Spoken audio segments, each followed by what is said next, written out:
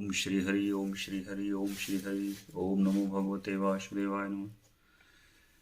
ब्रह्मा जी की रची हुई अनेक प्रकार की सृष्टि का वर्णन शौनक जी कहते हैं, सूत जी, पृथ्वी रूप आधार पाकर स्वयंभू मनु ने आगे होने वाली संतति को उत्पन्न करने के लिए किन किन उपायों का अवलंबन किया। विदुर जी बड़े ही भगवत भक्त और भगवान श्री कृष्ण के अनन्य सुहृद थे। इसीलिए उन्होंने अपने बड़े भाई धृतराष्ट्र को उनके पुत्र दुर्योधन के सहित भगवान श्री कृष्ण का अनादर करने के कारण अपराधी समझकर त्याग दिया था। वे महर्षि द्वैपायन के पुत्र थे और महिमा में उनसे किसी प्रकार कम नहीं थे तथा सब प्रकार भगवान श्री कृष्ण के आश्रित और कृष्ण भक्तों के अनुगामी थे। तीर्थ सेवन से उनका अंतःकरण और भी शुद्ध हो गया था। उन्होंने कुशावर्त क्षेत्र हरिद्वार में बैठे हुए तत्व ज्ञानियों में श्रेष्ठ मैत्रेय जी के पास जाकर और क्या पूछा। सूत जी, उन दोनों में वार्तालाप होने पर श्रीहरि के चरणों से संबंध रखने वाली बड़ी पवित्र कथाएं हुई होंगी, जो उन्हीं चरणों से निकले हुए गंगाजल के समान संपूर्ण पापों का नाश करने वाली होंगी। सूत जी, आपका मंगल हो। आप हमें भगवान की वे पवित्र कथाएं सुनाइए। प्रभु के उदार चरित्र तो कीर्तन करने योग्य होते हैं। भला ऐसा कौन रसिक होगा जो श्रीहरि के लीला अमृत का पान करते करते तृप्त हो जाए। नैमिषारण्यवासी मुनियों के इस प्रकार पूछने पर उग्रश्रवा सूत जी ने भगवान में चित्त लगाकर उनसे कहा, सुनिए। सूत जी ने कहा, मुनिगण, अपनी माया से वराह रूप धारण करने वाले श्रीहरि की रसातल से पृथ्वी को निकालने और खेल में ही तिरस्कार पूर्वक हिरण्याक्ष को मार डालने की लीला सुनकर विदुर जी को बड़ा आनंद हुआ और उन्होंने मुनिवर मैत्रेय जी से कहा। विदुर जी ने कहा, ब्राह्मण, आप परोक्ष विषयों को भी जानने वाले हैं, अतः यह बतलाइए कि प्रजापतियों के पति श्री ब्रह्मा जी ने मरीचि आदि प्रजापतियों को उत्पन्न करके फिर सृष्टि को बढ़ाने के लिए क्या किया। मरीचि आदि मुनीश्वरों ने और स्वयंभू मनु ने ब्रह्मा जी की आज्ञा से किस प्रकार प्रजा की वृद्धि की। क्या उन्होंने इस जगत को पत्नियों के सहयोग से उत्पन्न किया या अपने अपने कार्य में स्वतंत्र रहकर अथवा सबने एक साथ मिलकर इस जगत की रचना की। श्री मैत्रेय जी ने कहा, विदुर जी, जिसकी गति को जानना अत्यंत कठिन है, उस जीवों की प्रारब्ध, प्रकृति के नियंता पुरुष और काल, इन तीन हेतुओं से तथा भगवान की सन्निधि से त्रिगुणमय प्रकृति में क्षोभ होने पर उससे महतत्व उत्पन्न हुआ। देव की प्रेरणा से रजह प्रधान महतत्व से वैकारिक, राजस और तामस तीन प्रकार का अहंकार उत्पन्न हुआ। उसने आकाशादि पांच पांच तत्वों के अनेक वर्ग प्रकट किए। वे सब अलग अलग रहकर भूतों के कार्य रूप ब्रह्मांड की रचना नहीं कर सकते थे। इसलिए उन्होंने भगवान की शक्ति से परस्पर संगठित होकर एक सुवर्ण वर्ण अंड की रचना की। वह अंड चेतना शून्य अवस्था में 1000 वर्षों से भी अधिक समय तक कारणाब्धि के जल में पड़ा रहा। फिर उसमें श्री भगवान ने प्रवेश किया। उसमें अधिष्ठित होने पर उसकी नाभि से सहस्र सूर्यों के समान अत्यंत दैदीप्यमान एक कमल प्रकट हुआ, जो संपूर्ण जीव समुदाय का आश्रय था। उसी से स्वयं ब्रह्मा जी का भी आविर्भाव हुआ। जब ब्रह्मांड के गर्भ रूप जल में शयन करने वाले श्री नारायण देव ने ब्रह्मा जी के अंतःकरण में प्रवेश किया, तब वे पूर्व कल्पों में अपने ही द्वारा निश्चित की हुई नाम रूपमयी व्यवस्था के अनुसार लोकों की रचना करने लगे। सबसे पहले उन्होंने अपनी छाया से तामिश्र, अंध तामिश्र, तम मोह और महामोह, यो 5 प्रकार की अविद्या उत्पन्न की। ब्रह्मा जी को अपना वह तमोमय शरीर अच्छा नहीं लगा, तब उन्होंने उसे त्याग दिया। तब जिससे भूख प्यास की उत्पत्ति होती है, ऐसे रात्रि रूप उस शरीर को उसी से उत्पन्न हुए यक्ष और राक्षसों ने ग्रहण कर लिया। उस समय भूख प्यास से अभिभूत होकर वे ब्रह्मा जी को खाने को दौड़ पड़े और कहने लगे, इसे खा जाओ, इसकी रक्षा मत करो, क्योंकि वे भूख प्यास से व्याकुल हो रहे थे। ब्रह्मा जी ने घबराकर उनसे कहा, अरे यक्ष राक्षसों, तुम मेरी संतान हो, इसलिए मुझे भक्षण मत करो, मेरी रक्षा करो। उनमें से उन्होंने कहा खा जाओ वे यक्ष हुए, और जिन्होंने कहा रक्षा मत करो वे राक्षस कहलाए। फिर ब्रह्मा जी ने सात्विक की प्रभा से दैदीप्यमान होकर मुख्य मुख्य देवताओं की रचना की। उन्होंने क्रीड़ा करते हुए ब्रह्मा जी के त्यागने पर उनका वह दिन रूप प्रकाश में शरीर ग्रहण कर लिया। इसके पश्चात ब्रह्मा जी ने अपने जघन देश से कामाशक्त असुरों को उत्पन्न किया। वे अत्यंत कामलोलुप होने के कारण उत्पन्न होते ही मैथुन के लिए ब्रह्मा जी की ओर चले। यह देखकर पहले तो वे हंसे, किंतु फिर उन निर्लज्ज असुरों को अपने पीछे लगा देख भयभीत और क्रोधित होकर बड़े जोर से भागे।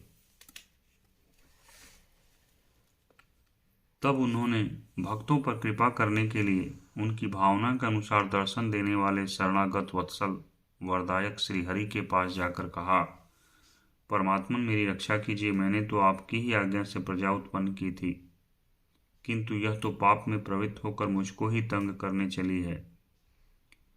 नाथ, एकमात्र आप ही दुखी जीवों का दुख दूर करने वाले हैं, और जो आपकी चरण शरण में नहीं आते उन्हें दुख देने वाले भी एकमात्र आप ही हैं। ओम श्री हरि। प्रभु तो प्रत्यक्ष वक्त सबके हृदय की जानने वाले हैं। उन्होंने ब्रह्मा जी की आतुरता देखकर कहा, तुम अपने इस काम कलुषित शरीर को त्याग दो। भगवान को यूं कहते ही उन्होंने वह शरीर भी छोड़ दिया। ब्रह्मा जी का छोड़ा हुआ वह शरीर एक सुंदरी स्त्री संध्या देवी के रूप में परिणत हो गया। उसके चरण कमलों के पायजेब झंकृत हो रहे थे, उसकी आंखें मतवाली हो रही थी और कमर करधनी की लड़ों से सुशोभित सजीली साड़ी से ढकी हुई थी। उसके उभरे हुए स्तन इस प्रकार एक दूसरे से सटे हुए थे कि उसके बीच में कोई अंतर ही नहीं रह गया था। उसकी नासिका और दंतावली बड़ी ही सुघड़ थी तथा वह मधुर मधुर मुस्कुराती हुई असुरों की ओर हाव भावपूर्ण दृष्टि से देख रही थी। वह नीली नीली अलकावली सी सुशोभित सुकुमारी मानो लज्जा के मारे अपने अंचल में ही सिमटी जाती थी। विदुर जी उस सुंदरी को देखकर सब के सब असुर मोहित हो गए। अहो, इसका कैसा विचित्र रूप, कैसा अलौकिक धैर्य और कैसी नई अवस्था है। देखो, हम काम पीड़ितों के बीच में यह कैसी बेपरवाह सी विचर रही है। इस प्रकार उन कुबुद्धियों दैत्यों ने स्त्री रूपिणी संध्या के विषय में तरह तरह के तर्क वितर्क करके फिर उसका बहुत आदर करते हुए प्रेम पूर्वक पूछा, सुंदरी तुम कौन हो और किसकी पुत्री हो भामिनी? यहाँ तुम्हारे आने का क्या प्रयोजन है? तुम अपने अनूप रूप का यह बेमोल सौदा दिखाकर हम अभागों को क्यों तरसा रही हो? अबले तुम कोई भी क्यों न हो, हमें तुम्हारा दर्शन हुआ, यह बड़े सौभाग्य की बात है। तुम अपनी गेंद उछाल उछाल कर तो हम दर्शकों के मन को मथे डालती हो। सुंदरी, तुम बहुत उछलती हुई गेंद पर अपनी हथेली की थपकी मारती हो। तुम्हारा चरण कमल एक जगह नहीं ठहरता। तुम्हारा कटी प्रदेश स्थूल स्तनों के भार से थक सा जाता है और तुम्हारी निर्मल दृष्टि से भी थकावट झलकने लगती है। ओहो, तुम्हारा केशपाश कैसा सुंदर है। इस प्रकार स्त्री रूप से प्रकट हुई उस सायंकालीन संध्या ने उन्हें अत्यंत कामासक्त कर दिया और उन मूढ़ों ने उसे रमणी रत्न समझकर ग्रहण कर लिया। तदनंतर ब्रह्मा जी ने गंभीर भाव से हंसकर अपनी कांतिमयी मूर्ति से, जो अपने सौंदर्य का मानो आप ही आस्वादन करती थी, गंधर्व और अप्सराओं को उत्पन्न किया। उन्होंने ज्योत्सना चंद्रिका रूप अपने उस कांति में प्रिय शरीर को त्याग दिया। उसी को विश्वावसु आदि गंधर्वों ने प्रसन्नतापूर्वक ग्रहण किया। इसके पश्चात भगवान ब्रह्मा ने अपनी तंद्रा से भूत पिशाच उत्पन्न किए। उन्हें दिगंबर वस्त्रहीन और बाल बिखरे देख उन्होंने आंखें मूंद ली। ब्रह्मा जी के त्यागे हुए उस जम्हाई रूप शरीर को भूत पिशाचों ने ग्रहण किया। इसी को निद्रा भी कहते हैं, जिससे जीवों की इंद्रियों में शिथिलता आती देखी जाती है। यदि कोई मनुष्य जूठे मुंह सो जाता है तो उस पर भूत पिशाचे आदि आक्रमण करते हैं। उसी को उन्माद कहते हैं। फिर भगवान ब्रह्मा ने भावना की ही कि तेजो में हूँ अपने अदृश्य रूप से सांध्यगण और पृथ्वीगण को उत्पन्न किया। पितरों ने अपनी उत्पत्ति के स्थान उस अदृश्य शरीर को ग्रहण कर लिया। इसी को लक्ष्य में रखकर पंडित जन श्राद्धादि के द्वारा पितर और सांध्य गणों को क्रमशः कव्य पिंड और हव्य अर्पण करते हैं। अपनी तिरोधान शक्ति से ब्रह्मा जी ने सिद्ध और विद्याधरों की सृष्टि की और उन्होंने अपना वह अंतर्ध्यान नामक अद्भुत शरीर दिया। एक बार ब्रह्मा जी ने अपना प्रतिबिंब देखा, तब अपने को बहुत सुंदर मानकर उस प्रतिबिंब से किन्नर और किमपुरुष उत्पन्न किए। उन्होंने ब्रह्मा जी के त्याग देने पर उनका वह प्रतिबिंब शरीर ग्रहण किया। इसीलिए वे सब उस काल में अपनी पत्नियों के साथ मिलकर ब्रह्मा जी के गुण कर्मादि का गान किया करते हैं। एक बार ब्रह्मा जी सृष्टि की वृद्धि न होने के कारण बहुत चिंतित होकर हाथ पैर आदि अवयवों को फैलाकर लेट गए और फिर क्रोधवश उस भोग में शरीर को त्याग दिया। उससे जो बाल झड़कर गिरे वे अहि हुए तथा उनके हाथ पैर सिकोड़कर चलने से क्रूर स्वभाव सर्प और नाग हुए,